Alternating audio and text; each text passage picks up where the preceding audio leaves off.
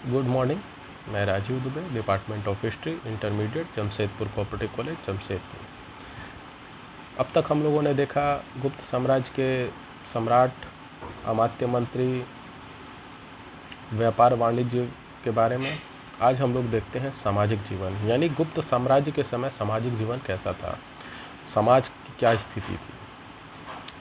समाज चार आश्रम के आधार पर समाज चार वर्णों में विभाजित था।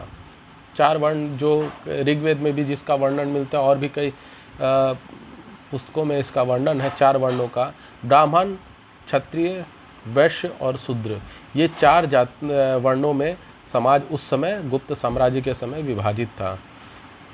कई ऐसे उदाहरण भी मिले हैं जब क्षत्रियों ने निचले वर्ग के व्यवसाय को अपनाया।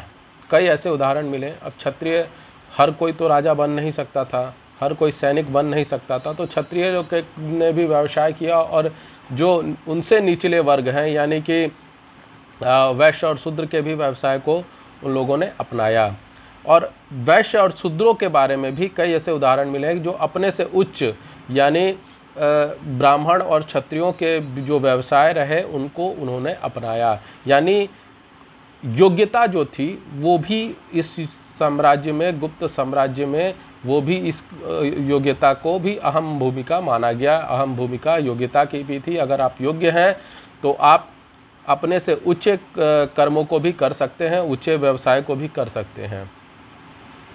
जिस छुआछूत की भी व्यवस्था उस समय काल में थी। छुआछूत की व्यवस्था उस समय चलती थी। चंडालों को लकड़ी की आवाज़ करते हुए चलना पड़ता था ताकि लोगों को पता चल सके वो चंडाल है। यानी कि अगर आप उसे छू गए तो आपको नहाना धोना पड़ेगा। बहुत सारे नियम कानून उस समय होते थे जो कि आज के हिसाब से तो ढकोसला ही कहा जाएगा। ऐसा नहीं होना चाहिए था। हम लोगों को ईश्वर ने इंसान के बनाया है। ब्राह्मण हो, क्षत्रिय हो, शूद्र हो, वैश्य हो, उस समय की जो स्थिति थी, ईश्वर ने सबको एक ही दिया है, सबको दो हाथ दो पैर दिए हैं। फिर भी लोगों में ये जो छुआछूत की थी ये बहुत गलत चीज़ था। उस समय था ऐसा। अंतरजातीय व अंतरवर्णीय विवाह प्रचलित हो गए थे। यानी अंतरजातीय यानी दो जातियों के बीच, ब्राह्मण का क्षत्रियों के साथ, क्षत्रियों का शूद्रों के साथ, या शूद्रों का वैश्य के साथ, वैश्यों का ब्राह्मणों के साथ, मतलब इस तरह का अंतरजातीय अंतरवर्णीय विवाह प्रचलित हो गए थे। मतलब वो सब चल रहा था। दास प्रथा प्रचलित थी। गुप्त साम्राज्य में दास प्रथा भी प्रचलित थी। संयुक्त परिवार भी प्रथा भी प्रचलित थी। बहुविवाह प्रथा प्रचलित थी। यानी कि दास प्रथा, दासों को भी दास प्रथा, मतलब गरीब या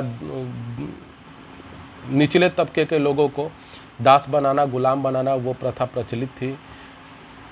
उसके बाद संयुक्त परिवार, यानी एक जैसे आज तो संयुक्त परिवार का कॉन्सेप्ट लगभग ख़त्म ही हो चुका है।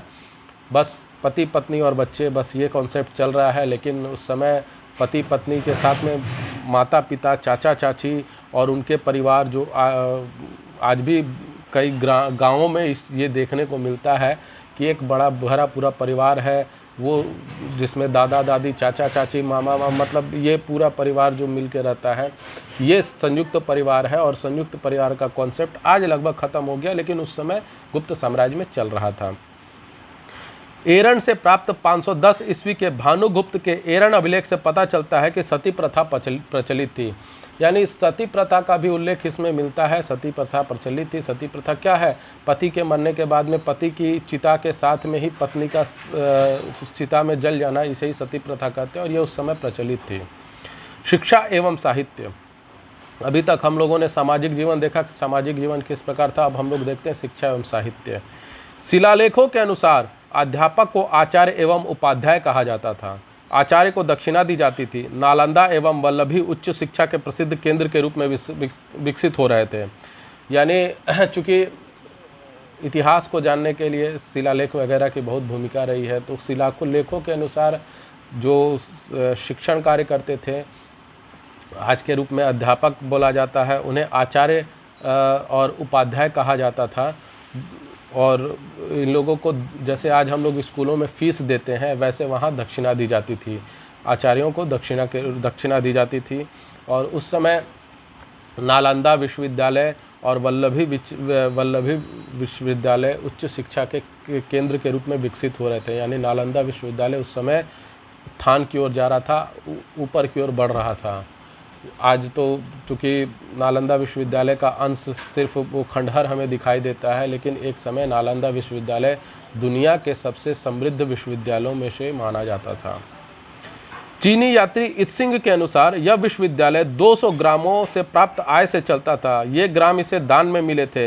यहाँ 300 कमरे व 8 हॉल थे और इनमें 10,000 विद्यार्थी पढ़ते थे। नालंदा विश्वविद्यालय की चर्चा हो रही है, तो नालंदा विश्वविद्यालय के बारे में चीनी यात्री इत्सिंग ने लिखा है कि नालंदा विश्वविद्यालय जो चलता था वो 200 ग्रामों से प्राप्त जो इनकम होती थी, आय होती थी, उसके दान से ये चलता था। और उस समय नालंदा विश्वविद्यालय में 300 कमरे थे और 8 हॉल थे, बड़े बड़े हॉल थे। और गुप्त साम्राज्य के समय 10,000 विद्यार्थी इस विश्वविद्यालय में पढ़ते थे। आप सोच लीजिए कि आज के समय में 10,000 विद्यार्थी कई विश्वविद्यालय में नहीं मिलते हैं, और उस समय 10,000 विद्यार्थी नालंदा विश्वविद्यालय में पढ़ते थे। कालिदास, भारवी, विशाखदत्त, वात्सायन आदि ने उच्च कोटि के साहित्य का सृजन किया। कालिदास के बारे में तो सब कोई जानता है कि वो कितने बड़े विद्वान थे। विशाखदत्त, वात्सायन का कई किताब है, कामसूत्र वगैरह वात्सायन द्वारा लिखित बहुत चर्चित पुस्तक रही है। भारवी, विशाखदत्त का मुद्रा राक्षस, ये चंद्रगुप्त मौर्य के समय का इतिहास बताता है। और भी मिच्छमणिकटकम वगैरह जो पुस्तकें हैं, कई पुस्तकें हैं। तो ये सब चीज़ें जो हैं, ये इन कवियों ने, इन लेखकों ने, इन विद्वानों ने लिखा है और उच्च कोटि के साहित्य का निर्माण इन लोगों ने किया। कालिदास के ग्रंथ रघुवंश, कुमार संभव, विक्रमोर्वशीयम, मालविका अग्निमित्र, मेघदूत, ऋतु संहार एवं अभिज्ञान शाकुंतलम आज भी विश्व प्रसिद्ध साहित्य बने हुए हैं। निश्चित रूप से अभिज्ञान शाकुंतलम हो, मालविका अग्निमित्र हो, कालिदास हो, कुमार संभव हो, मेघदूत हो, रघुवंश हो, ये सभी आज भी हम लोग आज भी इतने समय के बाद 1500-1600 सालों के बाद में भी ये पुस्तकों का आज भी उतना ही महत्व है। ये आज भी उतने ही चाव से पढ़े जाते हैं जितना उस समय इनका महत्व रखा गया था। गुप्त काल में संस्कृत साहित्य का विकास। गुप्त काल में संस्कृत को बहुत बढ़ावा मिला। गुप्त काल की राजभाषा संस्कृत कर दी गई थी। संस्कृत को बहुत उत्थान हुआ, बहुत तरह से प्रचार किया गया और कई पुस्तकें जो थी, कई ग्रंथ जो थे वो संस्कृत में लिखे गए थे। इसलिए संस्कृत साहित्य की दृष्टि से गुप्त काल जो है वो बहुत महत्वपूर्ण माना गया। गुप्त शासकों ने संस्कृत को अपने राज दरबार की भाषा बनाया। सभी दस्तावेज और लेख संस्कृत में ही लिखे जाते थे। वराहमिहिर जो एक खगोल शास्त्री थे, उन्होंने खगोल शास्त्र, भूगोल तथा जंतु विज्ञान के विषय में बृहत संहिता में विस्तार से लिखा है। ये सभी संस्कृत में लिखे थे। यानी वराहमिहिर ने जो खगोल शास्त्र लिखा है, भूगोल या जंतु और तथा जंतु विज्ञान के बारे में जो भी चीज़ें लिखी हैं वो सब संस्कृत भाषा में ही लिखी थी।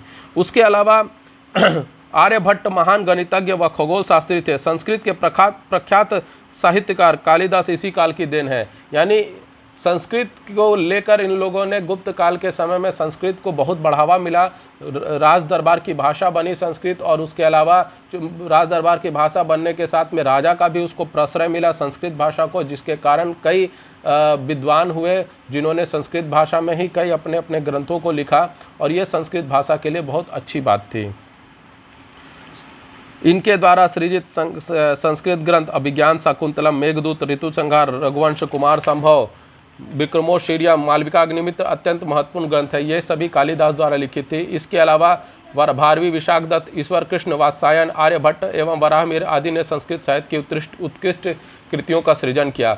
यानी इन विद्वानों ने भी जो भी पुस्तकें लिखी, जो भी ग्रंथ लिखे, वो संस्कृत में ही लिखे। अपनी खोजों को, चूँकि आर्यभट्ट खगोल शास्त्री थे, वराहमिहिर खगोल शास्त्री थे, तो इन लोगों ने भी अपनी जो ज्ञान की बातें लिखी, अपने जो अनुभव लिखे, वो सभी संस्कृत में ही लिखे, संस्कृत भाषा में ही लिखे। और प्रयास किया गया गुप्त साम्राज्य द्वारा कि आम जनता की भाषा संस्कृत बने।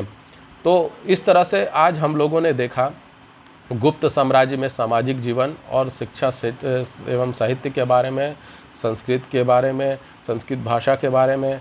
तो आप लोगों को ये वीडियो कैसा लगा, लाइक करें, कमेंट करें, शेयर करें और ज़्यादा से ज़्यादा मात्रा में सब्सक्राइब करें। धन्यवाद। आपका दिन शुभ हो।